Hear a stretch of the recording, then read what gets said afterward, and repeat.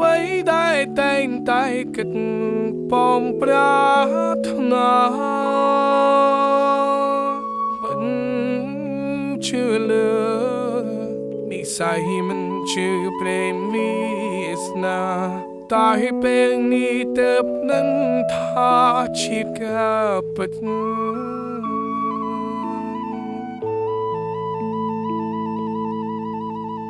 ចាំជីវិតមានន័យ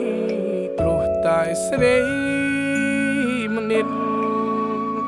បងត្រូវជួបគ្នាជួយពេញក្តីស្នេហាដបចិត្តមិនរួចព្រោះតែដួងកែវនេះត្រា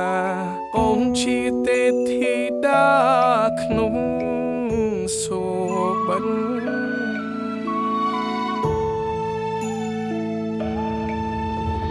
សំរទេពអប្សរមិនអូដតអូនឡើយស្នាមញញឹមត្រានត្រើយអើហៀមលំសារភាពថាសងចាញ់ស្នេហ៍តូចតងព្រាមបងស្រំឲ្យឆំបានជួបមុខម្ដងទី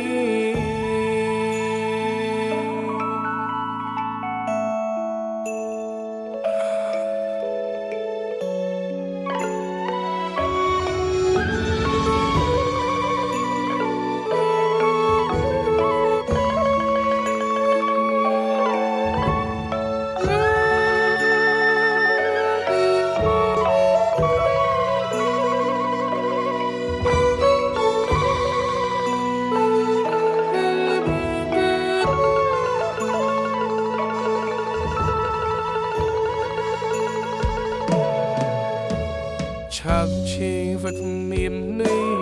ព្រមតែស្រីម្នាក់បងត្រូវចុះជុំពេញក្តីស្នេហា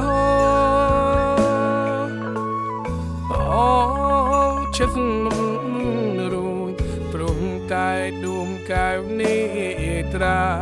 អូនជាទេពធីតាក្នុងសូបិន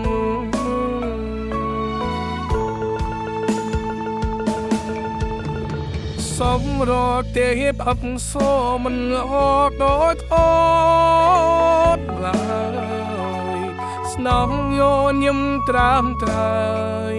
អើយរៀមលំសារភាពថាសងឆ្វាញ់ស្នេហ៍តូ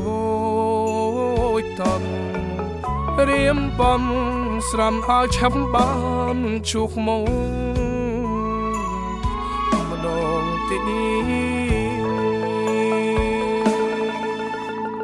សំរទេពអប្សរមិនអូដូចអូ